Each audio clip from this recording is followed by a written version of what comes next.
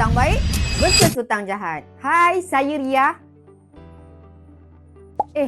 Semua hutang jahat ke? Atau ada je hutang yang baik sebenarnya? Nak beli rumah dulu ke? Ataupun nak settle credit card? Mari Ria explain beza hutang baik, hutang jahat, yang mana korang patut settlekan dulu. Hutang baik or good debt? Hutang baik ataupun good debt ialah hutang yang bantu tingkatkan nilai dan pendapatan. Contohnya, hutang beli rumah. Market value akan meningkat. Seterusnya, loan business yang bawa untung dan boleh buat overdraft. Dan credit card yang you guys bayar ikut amount yang berapa korang guna.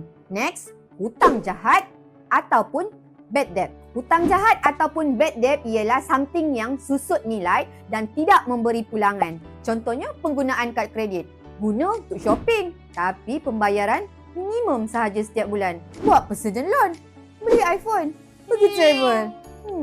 Bayar pula guna buy now, pay later. Tapi lupa nak bayar. Kalau korang ada dua-dua hutang, settle hutang jahat dulu.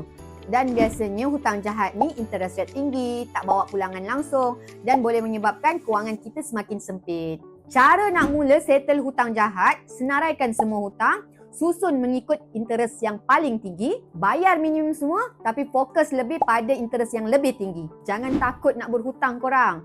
Kena tahu apa matlamat korang nak berhutang. Gunakan hutang untuk naikkan taraf hidup korang, bukan tambah beban. Nak Ria share tips settlekan hutang?